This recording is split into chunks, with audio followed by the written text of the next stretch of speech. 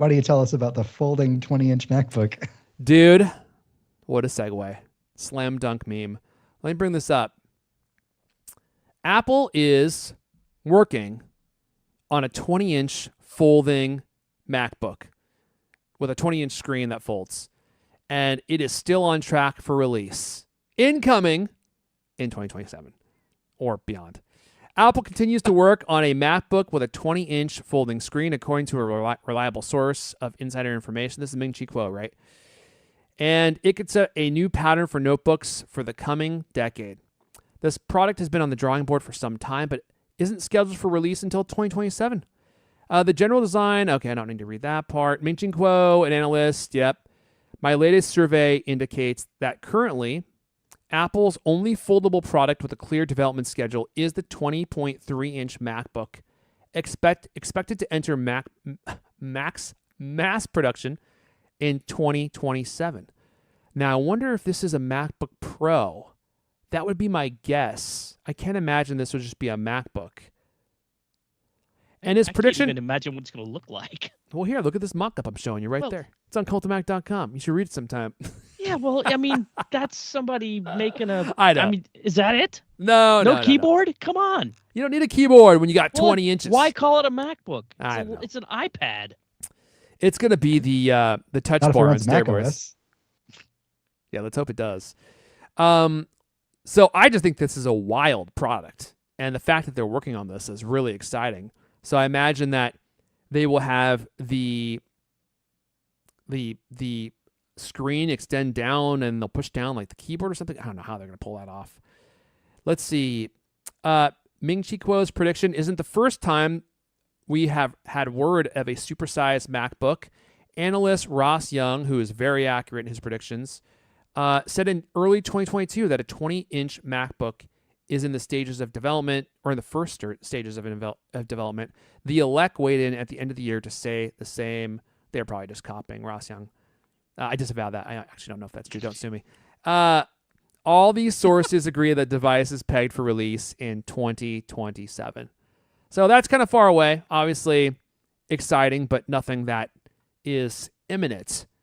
But it is pretty interesting, isn't it? A MacBook Pro with a 20-inch display.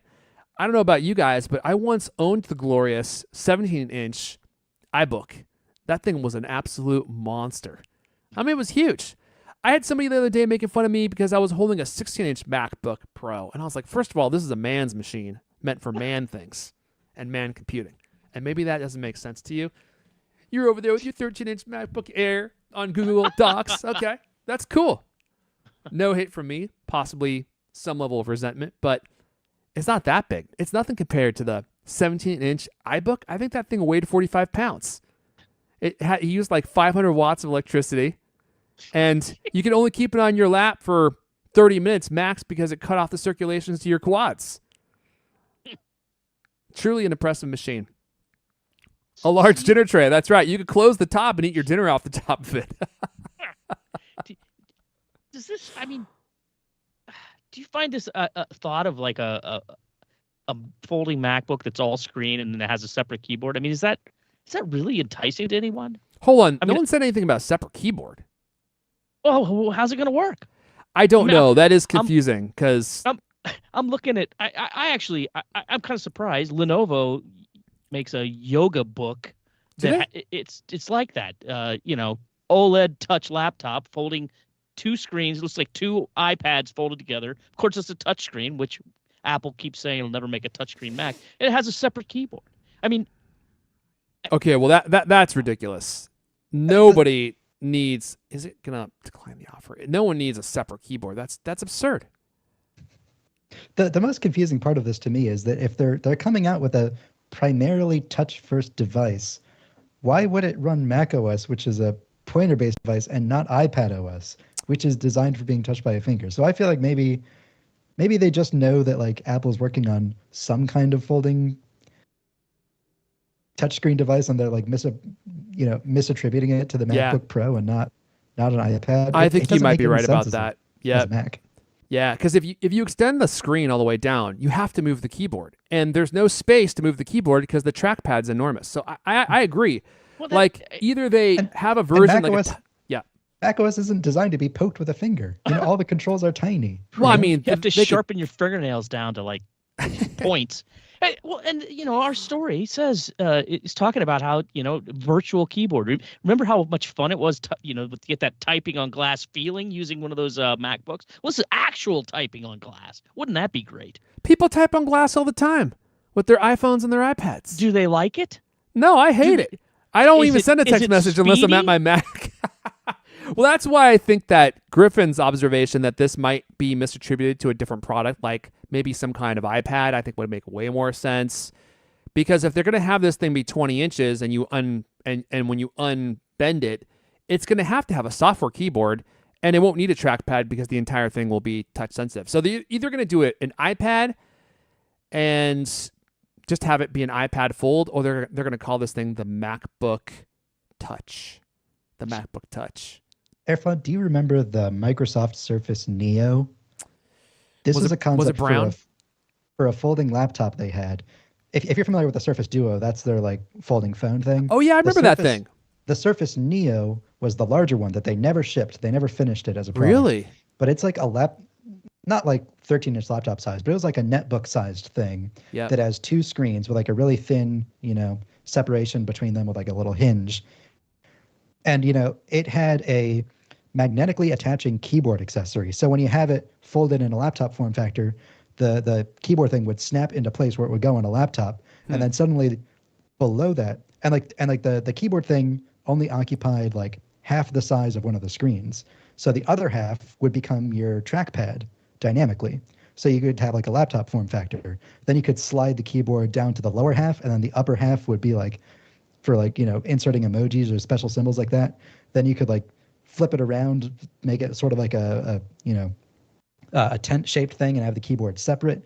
You could lay it flat and then just have one giant screen. That is It was interesting. really cool. It's a shame they never. I'll put a link in the show notes where you can see we're- it rather than yeah. a poor description. I'm showing it right now. I wonder whatever happened to this thing. Was it just vaporware? Did they never actually talk about it? And that was just They it. canceled the operating system that it was supposed to run on, Windows 10X. They never finished it. Okay. Interesting. Because as you know, Microsoft is completely incapable of coming up with a modern operating system. They just want to keep shipping Windows NT, which is 25 years old. Well, when you have it perfected, what point is there in making something new? Have you considered that, Griffin? Wait, hold it. It's like 30 or 35 years old now. Jesus. I mean, the registry is one of the greatest achievements in technology, human technology of our lifetime, and I won't hear otherwise. That Surface Neo kind of looks like a MacBook Pro with a touch bar. Yeah, it does, doesn't it? And it's interesting because, like, I see what you're saying when you attach the keyboard. I'm guessing it's like magnetic or something. Did you say that? Mm-hmm. And then Yeah. all of a sudden, the lower screen where you are attaching, the one that's flat on the table where you are attaching the keyboard, like the portion above the keyboard snaps into like essentially what looks like a touch bar. That's actually kind of an interesting idea. It's kind of a bummer they didn't ship this. I would imagine that this would have appealed to some people. And it's kind of a good use of both of the screens and like the lower screen being like multi-purpose. Yeah, I remember the hype on this and Panos Panay, Yeah. the man with I the remember- easiest name in tech to say, he was all over the place talking about this. He's covered ad nauseum. Everyone was That was- making YouTube videos about it, and you're right, it's just gone. That was an impressive unveiling, whatever you call it, when they talked about those products. Yeah, the keynote. I hate that word keynote, but Why yeah, not? I guess Why I'll have to say it. Or I guess in Microsoft terms, it's the PowerPoint. There you go. Can't call it the keynote.